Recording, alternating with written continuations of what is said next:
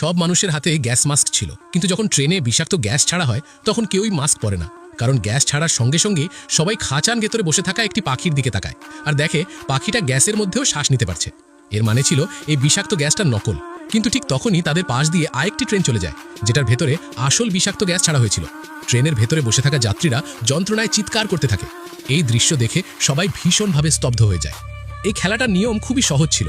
ট্রেনটিতে মোট 8টি বগি ছিল, যার মধ্যে 4টি বগিতে ছিল আসল বিষাক্ত গ্যাস, আর প্রত্যেকে নিজের মাস্ক সর্বোচ্চ 5 বারই ব্যবহার করতে পারবে। তাই প্রতিটি বগিতে সঠিক সিদ্ধান্ত নেওয়া ছিল ভীষণ জরুরি। একটি মাত্র ভুল মানেই মৃত্যু। প্রথম বগিতে সবাই মাস্ক পরে নেয়, কিন্তু পাখিটা মাস্ক ছাড়াই বেঁচে যায়, যার মানে ছিল গ্যাসটা নকল। ফলে সবার মাস্কের প্রথম ব্যবহারটাই নষ্ট হয়ে যায়। দ্বিতীয় বগিতে সবাই আবার মাস্ক পরে। এবার পাখিটা মরে যায়, কারণ এইবার বিষাক্ত গ্যাসটা আসল ছিল। তৃতীয় বগিতে ঢুকতেই টম বলে যে আসল বিষাক্ত গ্যাস খুব তাড়াতাড়ি এসে যায়, মানে এবার গ্যাস নকল হওয়ার কথা। কেউই মাস্ক পরে না, আর তাদের সিদ্ধান্ত সঠিক প্রমাণিত হয়।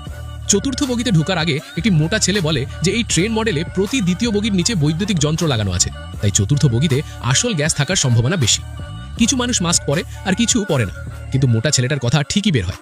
এবার গ্যাসটা আসল ছিল। যারা মাস্ক পরেনি তারা সঙ্গে সঙ্গেই মারা যায়। পুরো বগিটা নিস্তব্ধ হয়ে যায়। পঞ্চম বগিতে পৌঁছতে পৌঁছতে পরিস্থিতি আরও খারাপ হয়ে যায়। এখন মাত্র 3টি বগি বাকি ছিল, আর সবাই নিজের মাস্ক শুধু একবারই ব্যবহার করতে পারবে। তখন মোটা ছেলেটা বলে যে ট্রেনের মডেল চিনতে এসে ভুল করে ফেলেছে। সে জানে না এবার গ্যাস আসল হবে নাকি নকল। এখন সবাই শুধু নিজের ভাগ্যের উপর নির্ভরশীল।